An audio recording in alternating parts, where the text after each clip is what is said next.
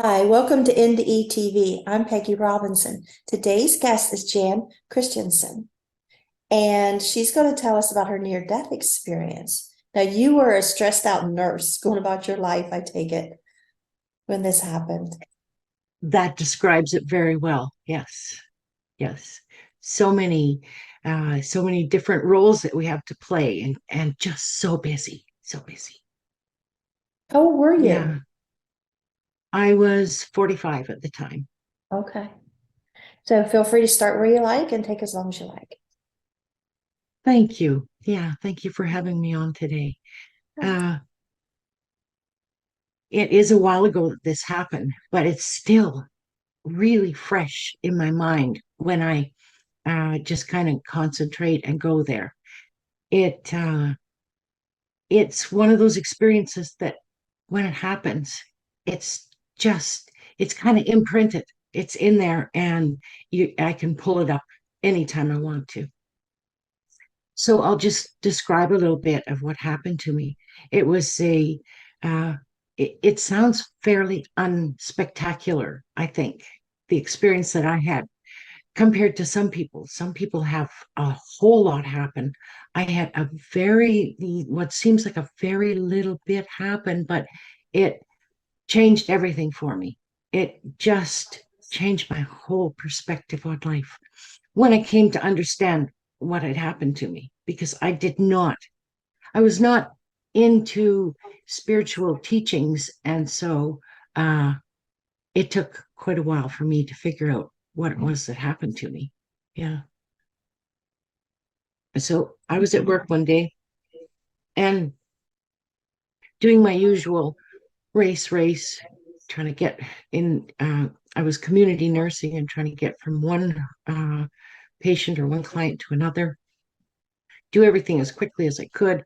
And so when you're in that fast speed mode, you're not listening to your wisdom. You're, or I was completely working with my humanness. So, uh, had I been listening to wisdom, I would have had a completely different experience, because it's interesting. On the way into the building, I slipped a little bit and I thought, I'll have to pay attention to that when I come out. That's very slippery. And it had snowed a bit, so you couldn't see the ice. So Now, was I this to the had, hospital where you worked? no, this was in the community. So I went from home to home in the Oh, community. oh, okay. Yeah, and it's interesting because I did have that little bit of a prompt, even though I didn't know what it was at the time. Um, I did have that notion come to me of, oh, okay, I'll be careful at that place when I come, or that spot. It's very slippery. I'll be careful with that when I come out. I went in and I did um uh my nursing time with my client, and I came out and I was not mindful of what I was doing at all. Didn't have the recall of, oh, there's that slippery spot. I was just racing, trying to do my working um, day. So I came out of there at a fairly quick speed and I slipped on ice. And that should be a fairly simple, straightforward thing that happens. You catch yourself and you carry on. But it was a life changing incident. Um, I tried to catch myself because I felt myself going backwards, and my thought was, "Oh, I'll hurt my back if I go backwards." So I was trying to reach my feet back to a place where there was no ice, where there was concrete again. And what I did was I got myself wound up until my feet just flew up in the air, and I came down headfirst onto the ice, and I was knocked out immediately. Uh, so then I recall being in a space where it was just fairly dark. And I thought to myself, where am I? And then there was a feeling of kind of knowing where I was. Oh, okay, I'm here. And in that space, I could see without eyes and I could hear without my human ears. And I was completely cognizant of where I was. So to me, that was experiencing my inner spirit. And it was just a place of total silence, just the most peaceful space, and nothing really happening, just quiet and peaceful. And then suddenly I had the experience of, it was like the air coming out of a balloon. So it was just this, and it was my spirit releasing from my human body. And I could feel myself just expanding in every direction. And as I had this experience of floating out and expanding, I was just in this beautiful, peaceful space and gently floating. And it was familiar again to me, a feeling of, oh, I'm here, like I had been there before. And I just had no worries. I had no fears. I really had uh, no ability to cognize what I was experiencing. It was just happening. It was just there. I was in the space. I was floating, and around me was uh, almost like darkness, but not pitch black. There was like a faint light, I guess, was on around me, able to see, and this expansion where I moved in every direction, this way, forward, just everywhere. There was no beginning and no end to me, really. There was a feeling of me, but in the everything. And in that expansion, there was the most incredible feeling of what I describe as love. It was, I guess, the essence of me. What I've come to understand is how I feel inside when I touch my space of home, my spirit inside. It's that same feeling, but here on earth, it's a very small amount of that feeling. Out there, it was just the everything. I felt so good and so perfect. And all I could think was, I could just stay here forever and need absolutely nothing else. And so for humans, that's hard to imagine because the first thing we think is, that sounds boring. That sounds like, how could you be in a state where you would never need anything else? But it was such an intensely beautiful feeling of love that I knew that I could just float like that forever. And the feeling was enough. There was nothing else needed. And as I floated in this absolutely amazing energy, is what it is, or was, I had a thought come to me of, what about your daughters? And I thought, oh yeah, they still need me. And with that thought, I immediately came straight back into my body. And there was no experience of out there and back here. It was just done immediately. I was back in my body and I could feel the containment from being expanded to being encapsulated in my vessel, in my body. And uh, it was fine. And I was in absolutely no distress. I was still in a space where I wasn't feeling my body. I was just experiencing me still in my spiritual self, in my spirit, in my energy. And from there, uh, I suddenly could see light through my eyes. I was perceiving the outside sun is what it. I went from the softness and the darkness to a perception of the light again outside of me. And then my eyes snapped open, and I was in quite a bit of distress and a lot of discomfort, and everything just came right into focus again, from being in the formless energy to being in the formless energy and the form of energy, my body and my spirit. And I had a head injury, so I have a very long recovery that I had to go through.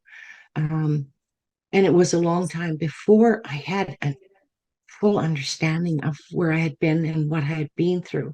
So uh, a lot of people find near-death experiences hard to believe, and they think, well, maybe your mind had ideas of what it would be like, and so you created the ideas that happened to you. It was still the brain working, but I didn't have any preconceived notions to put into place. I just had what happened, and then I had to figure it out from there. I should mention that when I was in the floating experience of pure love, as I had the thought of my daughters still need me, I could see in the distance a very bright light coming towards me, and it was coming very quickly. And there, there was not a sense of urgency, but there was a sense of needing to make a decision. So for me, I think it was just not my true time to leave. And I think that if I hadn't made that decision and come back, I probably would have died because I was starving from oxygen at the time. And I was in quite an emergency state where a decision needed to be made immediately. So the bright light was coming towards me at quite a great speed. I could see that. And it was as though I kind of knew what that was and that a decision needed to be made. And so I came back and here I am. And yeah, it was the beginning of life changing for me. It was the beginning of going from living as a human and not paying much attention to uh, prompts that might come through um, the wisdom of the universe, leaning more into understanding the spiritual side of me and changing my life. And I've really come to see that it's all a feeling. It's all energy and it's all a feeling. It's this is the biggest thing for me to understand that this is what I am at the core of me, this pure love. And to see that that is energy that's inside me, and the energy that's inside me is eternity, because when it leaves, it will just carry on. And I don't even begin to say that I know everything because I don't. There's a lot I don't know. There's a lot, a lot, a lot. You can never know everything. But I have had a glimpse enough to show me that we are eternity. And it's amazing. That's an amazing discovery. Yeah. So you were disabled after that? You couldn't work? Yeah, I lost my nursing career because I was not able to attend to and move through steps in a procedure. And I just didn't feel safe. I said, I am not going to try to take care of people and do things like injections and medications and treatments on people when I can't seem to follow the consecutive steps that are required to do that. So yeah, I took myself out of the picture. Um, when you have a brain injury, it's very hard for people to understand the depths of what you're experiencing. And so often people who have had brain injuries are, um, they're persuaded to do things that they know they are not capable of doing because people can't see the difficulty that they're having. So I just decided that I was not going to play that game, that I understood the difficulties that I had. And I was not going to put anybody in danger because other people said, you can do it. Come on, you can do it. I think it's hard for doctors to diagnose people too on brain injuries, isn't it? To know what to expect, what you're going through. It's very difficult. It's getting better because the tools that they use are getting more refined so that they can have a closer look at the brain and they can have a better understanding. They're also getting a better understanding of how to help people to heal from brain injuries, which all of this was for all the years of humans, it was just not very well understood. And I'm so thankful that they're getting a much better handle on it now to see in there and see what's going on. Yeah. That's good. I've been knocked out a lot in my life, and I've wondered, nothing's ever showed up on MRI. So Yeah. I think my drowning caused memory problems. I have a way, way too detailed long-term memory, but my short-term's not good. And I've been diagnosed with probably short-term memory just by they asked you the questions and stuff and figured that out. And I didn't know. I just thought I'm kind of dumb. I don't know why. But yeah, it's a hard thing to know after a head injury what to expect, what you're dealing with, how to heal it, can you heal it? Yeah. Right? And I think that brain injuries can definitely be healed. That's my experience. And to be told that you have a brain injury and that you've recovered all that you can, and from here on in, this is a disability that you will live with. I think that's very limiting and very debilitating for people. Um, Definitely, I found some things that helped, and I'm sure you have too, just through the experience. So I think sharing with people the things we know is really important for sure. I'll tell you one thing that's really, it's mind-boggling to me is that with a brain injury, spinning somehow rights the brain in ways that we don't really understand. So, for example, even something simple like, the teacups that they have that children get on that spin, spin, Uh-huh. spin. Yes, that seems to right the brain somehow. And That's I so don't know funny. whether I wouldn't even begin to try to explain why, but I experienced that and I know that that was help. Um, I also know that this is interesting that we're going this direction with this for sure. I've never gone this direction, brain injury with my near-death experience, but um, I know that there are lots of people that probably can use some information that we have. So talking about it is kind of fun. Um, I found that I had to go very slowly to develop the ability to move through steps because it's complete overwhelm when you try and do something as simple as make a meal. So I might have found myself needing to prepare the cauliflower and then go away and come back half an hour later to do the next step. And even or cleaning the bathroom. I'm just giving examples that come to mind. Do a little piece and then go away and come back and do some more. Um, it builds your confidence because you start to see that you can do a lot more than you realize you can do. You just need to take your time in doing it and let your brain rest in between. Um, Activity helped a lot. So walking was very helpful. Um, Being off balance is a problem. So a lot of people use poles when they go walking, and that is a big help to them. Um, I found that I went to, excuse me, speaking from my spiritual So, belly instead of speaking from my brain.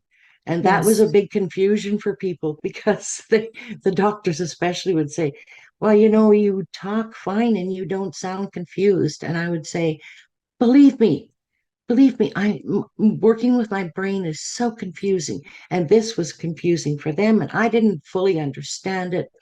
But as humans in this vessel, holding the energy that we hold of our formless self, so our form and our formlessness, we can speak from our brain or we can speak from a space in our belly, which is our home space, our spiritual self.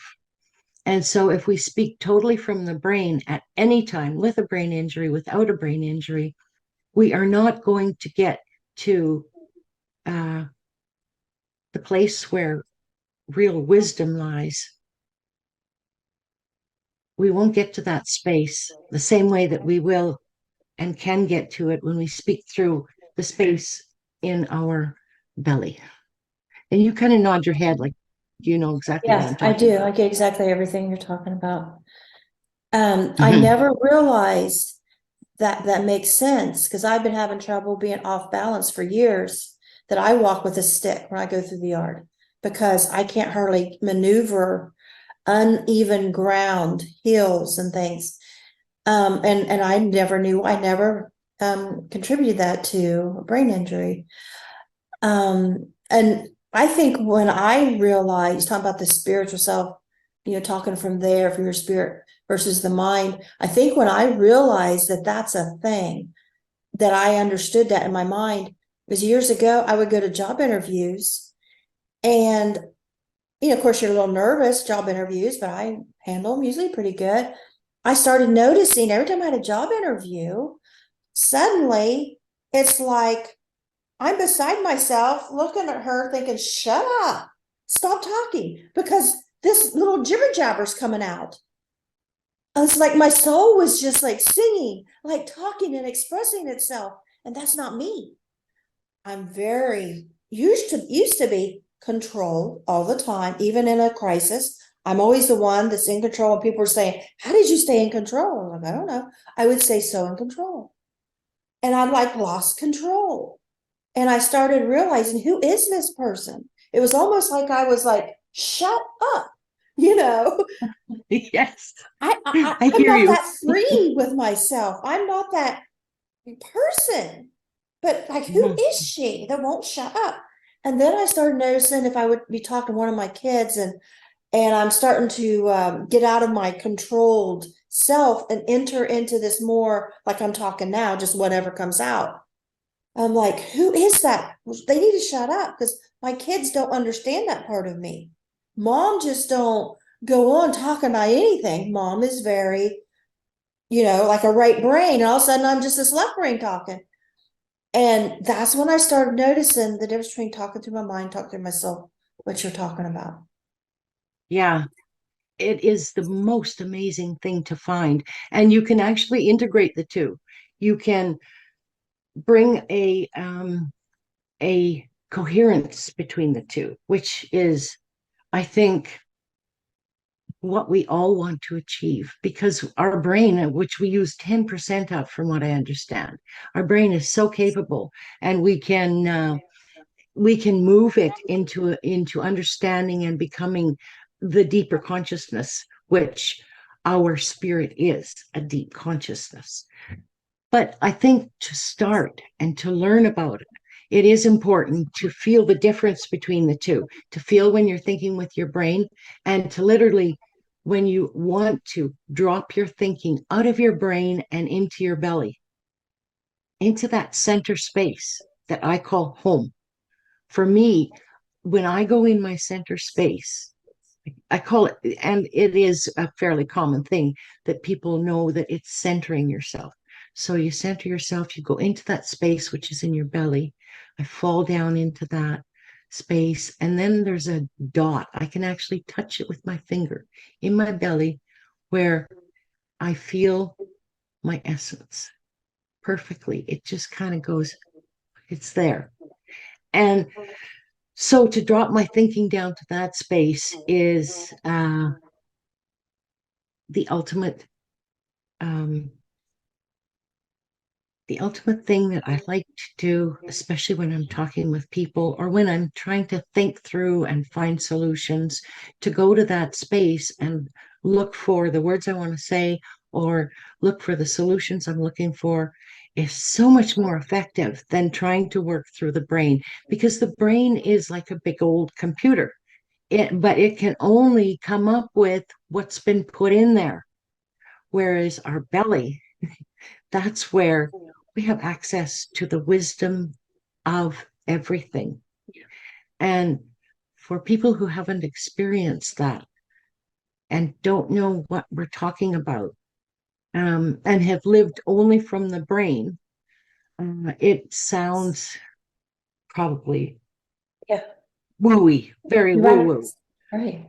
but it's not woo-woo, or I guess it is woo-woo, but it's much more than that. And um, the more that all humans can learn to come from this center space and to feel who they are in the essence of themselves, uh, the farther the human race will go. And I think there's something to that spinning because I've had a reoccurring dream. I only had one reoccurring dream, and over the years, and I start spinning. I'm like dancing, going around, spinning in a circle, and then I start levitating, and I start going up to the ceiling, and then I start having dreams that I was teaching other people to do this. It's like, look, Mhm. it's just like freeing yourself. And I think maybe, being awake and thinking about it, it wasn't so much as a physical levitation, but a spiritual levitation, to where before I was trying to keep myself under control and contained. But this is allowing yourself to just go. And that's what I do on my show. I start getting excited like I am right now talking to you. And I start feeling really free and everything. But I resonate with you so much because when I started doing this podcast a couple years ago, I couldn't figure out for the longest time, why can't I go cook a meal now? How come I don't know how to clean house now? Things I've done on automatic for years, decades, suddenly I can't do. It's like, Yeah. where's that part of my brain? And so I started doing my podcast. Like, I'll do them a couple of weeks and then shut down and go back and do my cleaning and all that stuff I need to do because it was too hard to split the two. It's like walking on air and then coming down and sweeping the floor and doing dishes. I mean, it was just painful. And I'm like, what's wrong with me? This shouldn't be painful. It shouldn't be confusing. I couldn't remember what's in my refrigerator to cook. You know, it's like all those natural things autopilot I couldn't do. And I thought, okay, well, I think I'm getting Alzheimer's, dementia, something. But then I'm like, but any other time, you're not. You're right on key. You're right on target. When I get talking spiritual, I feel like I'm highly intelligent, energized, and like this land of all knowing, and it's just like free. And then come back down, like you gotta go on the other side of the brain. And that's like part of it's like, I don't want to, but you gotta do the dishes, you gotta do the laundry, Does that make sense to Yes. you? Yes, I know exactly what you mean. Yeah.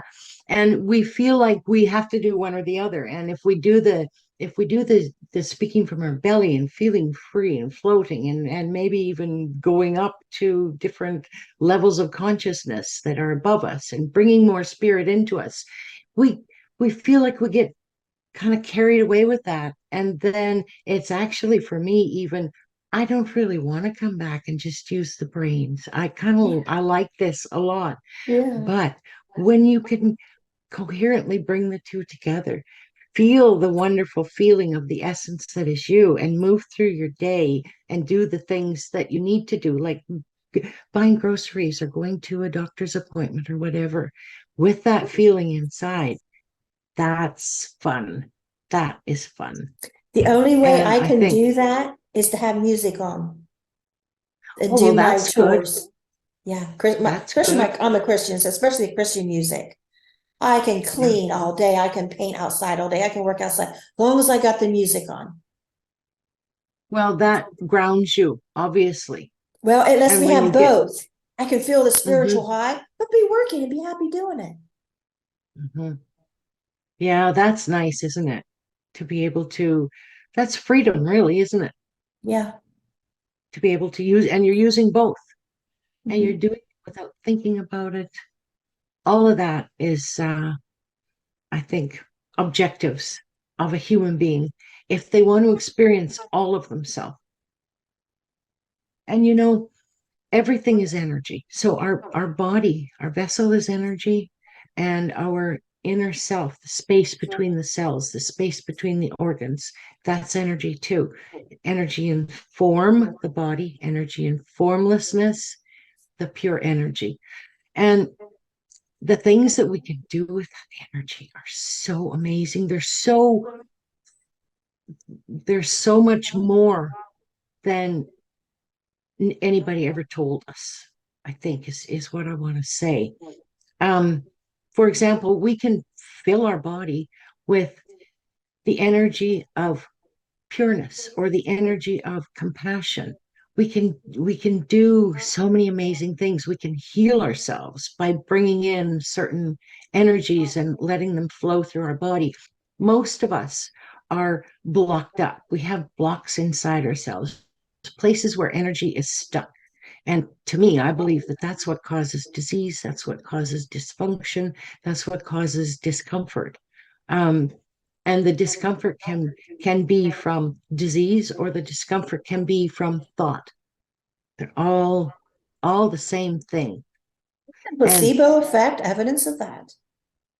oh, absolutely, absolutely. Yeah. Um, so we know our thinking is very important. Uh, our thinking is even more than very important. Thoughts have an energy. So we have a thought inside ourselves. It is energy. And when it takes us in a direction of following the thought, then what happens is we bring in more energy of the negative nature or of the positive nature.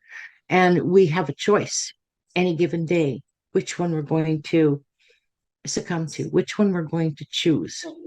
And it matters. It matters deeply. And the, the things we can do, I just keep coming back to that. The things we can do are so amazing if we take the time to stop and learn. When I was a teenager, I was Or we, in this dark place for a couple of years, like suicidal and angry, and I was mute for a while. Nobody noticed, not at school, not at home. That didn't work. I mean, I was mute. I wasn't speaking to anybody anywhere, and nobody even noticed. mm, And I was just had this huge chip on my shoulder. Like I was mad at the world. Like I'm not gonna like anybody or anything. I'm just like done with it all. I was just so hurt that I just wasn't taking on mm, nothing. And then I started walking in the woods and found peace. oh, And then I started praying and I started finding God again. What, from when I was a kid as Christian. And I started finding that again. And then I found myself and I started picking myself up by the bootstraps, as they say. uh-huh, Like thinking mhm. about my future and what I'm going to do and how I'm going to pull myself out of this. And it was just amazing. But I think So brave and so wise. when we get, whether what age we ever we are, we have our NDE, we're in that, I call land of all knowing. We're in that space that you know of. And we get to know just ourself, not our brain and our thoughts and or conditioning and everything, but ourself, our true self. And so when we come back, I think we miss that. And then whatever brings that back, and like, oh, there I am. And it's just like, how do I find that again? And then, oh, I'm away from me again. I'm doing all these other things for all these people for all these wrong reasons. What about me? And finding that center of me. And I think that's kind of what our soul is. It's just that center me, not a selfish me. It's just to know, think from my heart of what I need to do and not what everybody else is saying. I am. Let me know what I am from a center place, not, oh, you're this, you're that, whether it's great or whether it's bad. Yeah, what you think of yourself is so important. What you believe and not believing the opinions of others. Exactly what you said is such a key thing. Our inner world is always going to be reflected by our outer world. So if we're feeling dark and angry and hurt inside, our outer world is going to reflect all of that. And so to do what you did, to pick yourself up and to find ways that make you feel who you truly are inside is a very big key factor in what we can do here as humans. Really, actually, we're here as spirits having a human experience.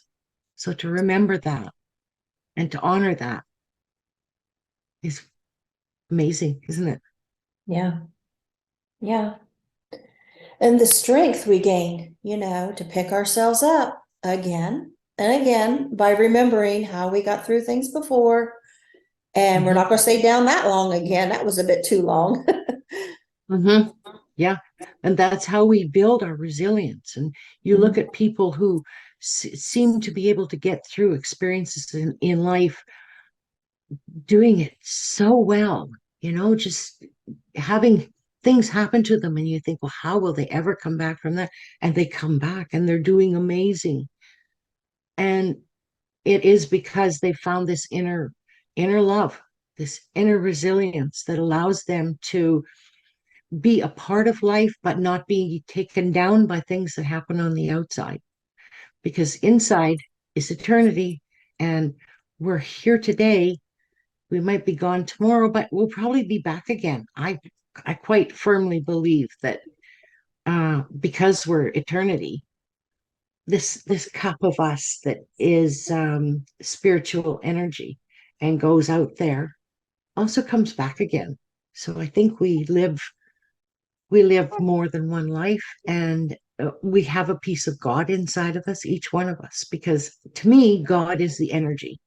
God is the energy. That's why when people say every breath you take in is divinity, because it truly is. And it doesn't mean that you can take a breath in and you've breathed in divinity, so everything's going to be fine for you. You have to come from a space inside where you feel um, self-love, you feel safe, you feel strong, you feel courage, you feel compassion.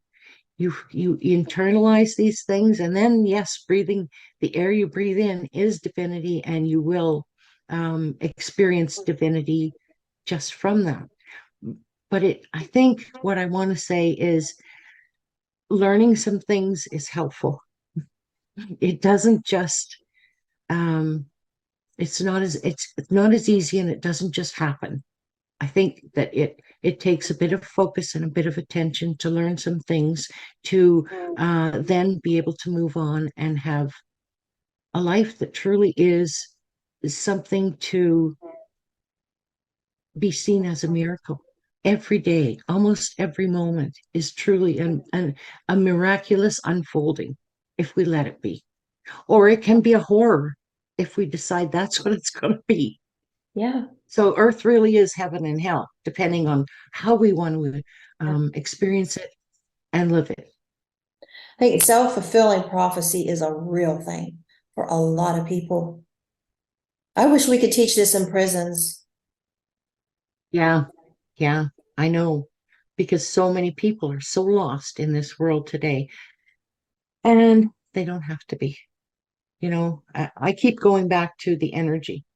And for me, I was lost for a long time, really lost, and terrible things happened, and I felt like a victim. And I was a victim. As long as you feel like a victim, you are.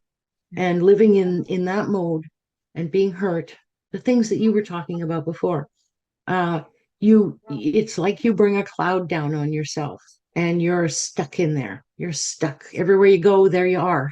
It's just you. So when I learned to not be a victim anymore, and I learned to see the things that I had experienced in life as experiences and to grow from them instead of be taken down from them.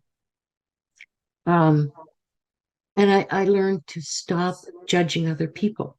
Then I could stop judging myself. These things made a huge difference. And I'm not saying that uh, life overnight turned from really hard to really easy, because some days are still really hard, but just not like they used to be. You know, instead of having something happen and life be hard for a year, something can happen and life can feel hard for a day. That's the difference. And then I'm good again. And it's not because I don't care about other people and about what's happening. I care deeply, but I just no longer care in a way that I will allow me to be taken down. I really love me, and I'm going to enjoy my time here on earth. I think we have to love ourselves to be able to love other people. If we hate ourselves, Do. we're going to be hating other people. Yeah. Yeah. You can't truly love until you love yourself. And for most of the time that humans have been on earth that we know about, uh, people have loved in a human way. And that includes jealousy and it includes those darker things. True love doesn't include those things. True love of yourself, first of all, is, and you probably know all this very well. Um, you you don't want to, once you love yourself, you don't want to be the person who has to control another person and hang on to them and um, make their presence your happiness. You love yourself, and so you can love other people and you can allow other people around you to be free and not to be encapsulated in jealousy and hanging on. You can allow them to find their own self-love as well. And it's just much easier to breathe in that kind of love. It's much easier to live.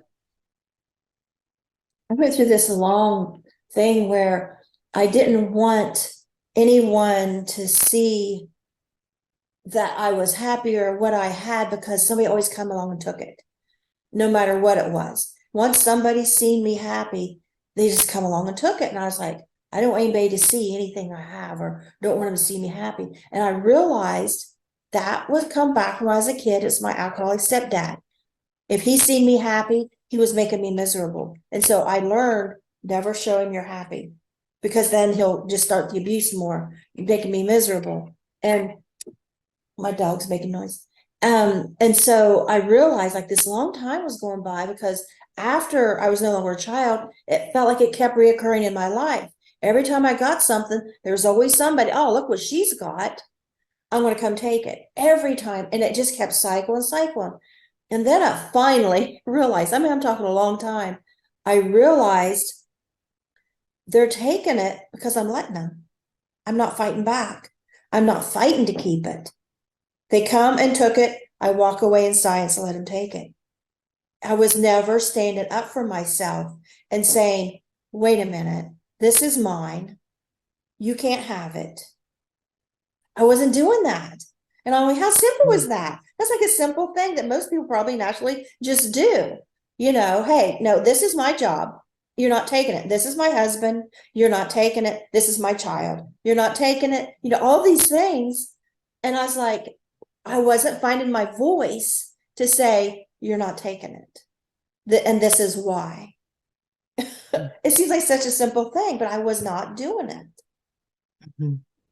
You felt like it was your happiness and you were going to have it. Yeah, it's like I didn't have words to stand up to anybody because I was used to shut down, you just make it worse. They Yeah. won't believe you, they won't recognize that you have a right to something or need something, you know, because nobody ever did. It was just abuse. Nobody cares about you. And so I Mm. thought, why would I speak up? Nobody cares about me. And my gosh, so much time and so many things I just gave away. You know, every job I Mm. have, somebody would get jealous, decided they wanted that job. I just quit and let them have it. You know, I didn't fight for things. Mm-hmm. Mm-hmm. I didn't have anger. Like most people would get angry. I didn't have anger. Now I got anger.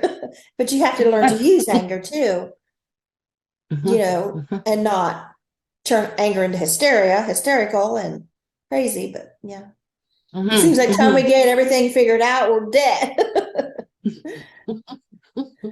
And so that's why I Oh, kind of that's like a having these talks because you don't know who's listening. You know, people don't sit around and listen to their grandmas anymore. no, Like they I don't. did growing up. You sat and be quiet and you listened to what the adults were saying. And we don't have that. And I don't think I have much of a young audience. A lot of these shows don't. But it's kind of a shame because I think younger generation could benefit from what it's taken us decades to learn. about life Mhm. and getting through life. And Yeah. Well, I think that things are really changing on Earth. I think you might have heard this, that they say that there's the Great Awakening. Whatever that means, I think a lot of people are coming to the understanding that they're much more than they realized they were. And the truth, as I see it, is like this, or a piece of the truth, I think is a better way to put it. Everything has a consciousness, everything. So I have a consciousness within this vessel of me, and how high that consciousness is depends on a lot on my thinking. Whether I'm thinking high consciousness thoughts or low consciousness thoughts, it's going to bring me into the higher consciousness or the lower consciousness. That's me. But I'm also connected to everybody else. So I'm affected by the consciousnesses around me. And having conversations like this is very helpful to people because it gives them a whole different consciousness to view, to feel, experience, and decide if they want to let it in to them. Now, even something like the earth has a consciousness. It's a physical thing, right? It has a consciousness. And I've heard it said that the earth used to have a consciousness that worked like this. It just wanted to attract life and more life and more life, any kind of life. Bring me life. I want life on the planet. This is the consciousness of the earth. And so it wasn't very harmonious and it wasn't very loving because that is also in within it, it holds this idea: the strongest will survive. So there's battles, many, many battles. And I understand that now the consciousness of the earth has changed. We've even heard that the rotation of the inner earth has changed. It used to go like this inside the earth. Now it goes like that. Well, that has to mean something. And it could be that it means that the change in consciousness of the earth has been able to come about partly because of this rotation and many other things, I'm sure, too. But the new consciousness of the earth is now to attract and to bring out love and more harmony and more peace. And so, if that's the consciousness of the earth, that's what's flowing up to us. And if that's the consciousness of the universe flowing down to us, then we can't help but be affected by that here on earth. There's all the principles like gravity and magnetism, um, magnetics, and that affects we as humans as well. And we see it in the earth: tides, water going out, water coming in. It's all an ebb and a flow. It's a magnetism and a gravity. It's all of this happening, and the energy changing is bringing out about new consciousnesses within us and around us. And I think that we are living in an absolutely amazing time when this energy is so much lighter and so much easier to be in the experience of love and harmony. And so I think that's why you're seeing so many people changing so much. So I think these conversations are very important for sure. And they are always heard by exactly who they were meant to be heard by. yeah, and who does that? Who's designed this? Like, who said to you, what about your daughters? You know what I mean? Exactly. Where did that come from? Yeah. Where did that come from? Wisdom, which is way above. It's a bigger consciousness. It's out there and I it's available to all of us. I worry about the CERN. Like they're gonna do something that's gonna change something drastically. You worry about what the Is it called CERN? The collider thing that they, oh, I wish I could think of the words. Oh, it's this big, great big, expensive, huge collider thing that's smashing atoms and doing all kinds of crazy stuff with our universe. And I worry about what are they doing? They are going to mess something up. They're playing with fire here. who's they? CERN, whoever's governed is CERN. Uh Let me look it up okay, is so I that can know what I'm government talking or about. is that a universe? It, A universal No, thing? let I me, don't let know me what. look it up so I can know what I'm talking about. Okay. Because I'm at Because a this is, loss on this one. okay, CERN, SERN. Oops, let me get in Google. Google. Okay, CERN. I said S. Let's see. CERN. Okay. Yes, CERN. Okay, CERN. Hold up. What is the nature of our universe? What is it made of? Let's see. Latest news. Live particles pursuit, a journey of the deep sea. Let me see where it gives a good CERN in the environment, technology from CERN, upcoming events. Oh, let me key achievements. The Higgs-Boson Collider, the Large Hadron Collider. Let's see if I get anyway. So they could look it up on Google. Is okay. Here it is Okay. about CERN. Okay. Okay. What is the universe made of? How did it start? Physicists at CERN are seeking answers using some of the world's most powerful particle accelerators. It's a European organization for nuclear research. Physicists and engineers are probing and fundamental structure of the universe, use of the world's largest and most complex scientific instruments to study the basic constituents of matter, fundamental particles, particles made to collide. Okay, the particles are made to collide together at close to the speed of light. The process gives a physicist clues about how the particles interact and provide insights into fundamental laws of nature. Anyway, they're messing with it, with Okay. our atmosphere and stuff, and trying to make things crunch, trying to create a big bang. Mm-hmm. Okay, that scares me. Yeah. You know, Is that going I to don't reset us worry. back to the big bang? I don't know. Yeah. I think that there is uh evolution and there is also involution. So I I think that the universe sees the wisdom, sees farther into the future, way farther into the future than you and I could ever imagine. And so if there's this business going on, I don't think we need to worry about it because I think there is always going to be um, direction in which things flow to make things better. That's just my perception. The universe can do such amazing things.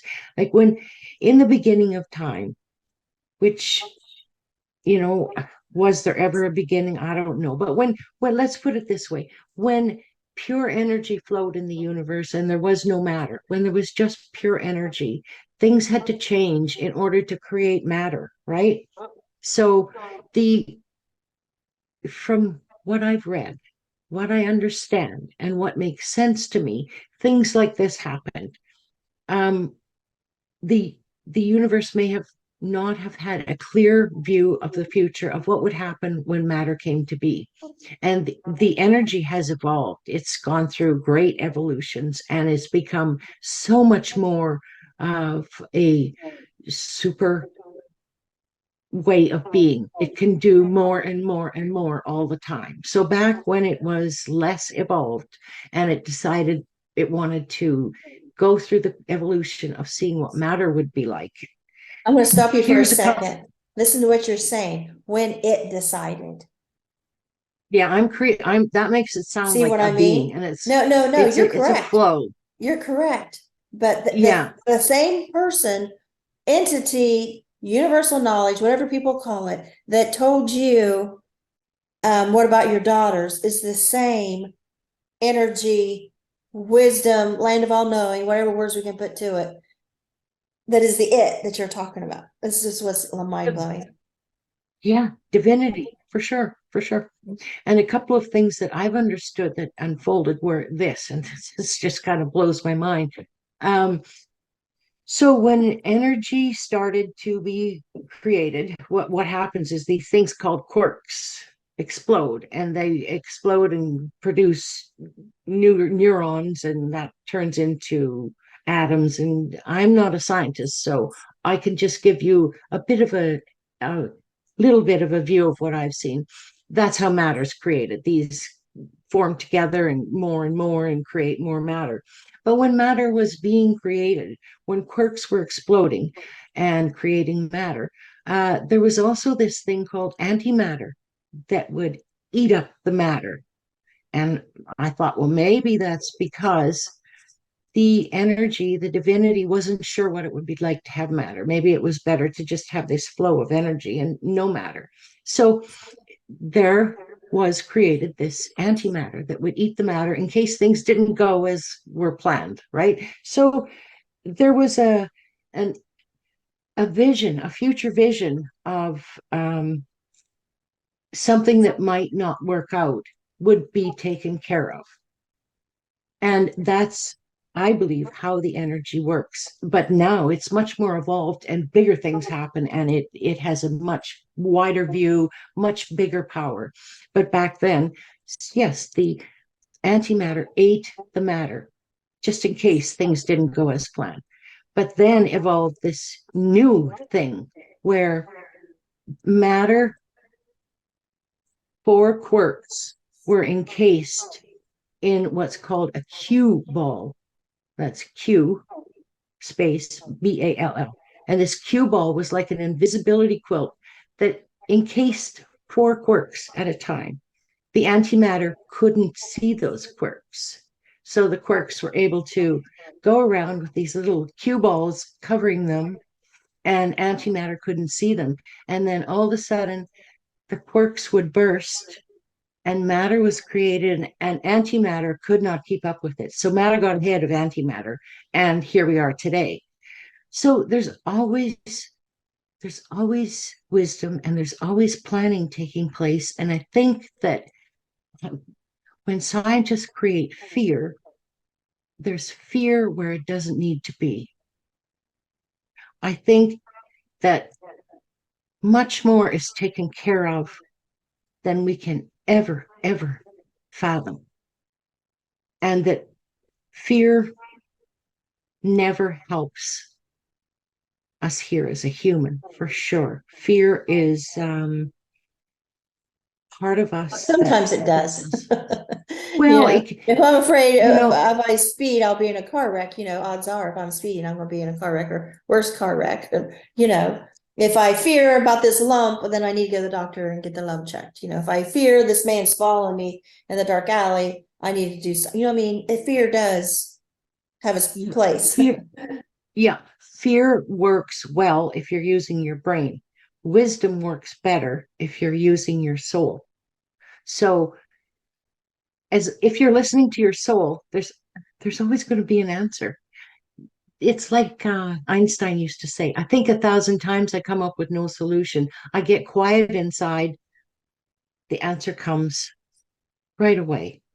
So yes, fear, the fight or flight that we live with that makes us go to the doctor when we find a lump, that's all good, and it is all very human, and there's nothing wrong with it. But when fear debilitates us, when fear takes us over,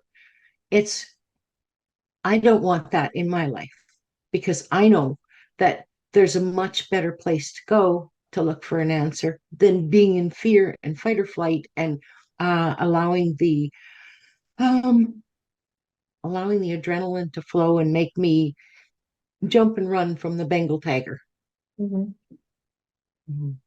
So, it's not that fear is bad. Fear just has always been like a cloud over me that held me back from being who I am. Yeah. It's like it's a useful tool if it's used in the right way. Yeah. I could agree. Well, this has been very interesting. We never know where we're going to go on these. No, we don't. I have enjoyed it too, so much. Is there anything else you'd like to add or we didn't get to cover? No, I think this was just fun. It was just kind of a free flowing, went all over the place, and I hope people enjoy it. I've enjoyed it. I did too. Sometimes that's all that matters. I feel like if I had a good time, my guests had a good time, and that's all that matters. It's up to the audience whether they like it or not. I mean, as long as we've had a good time, right? Yeah, for sure. All right. Yeah. Well, thank Thank you so you. much for having me. Uh-huh. Bye-bye. Bye.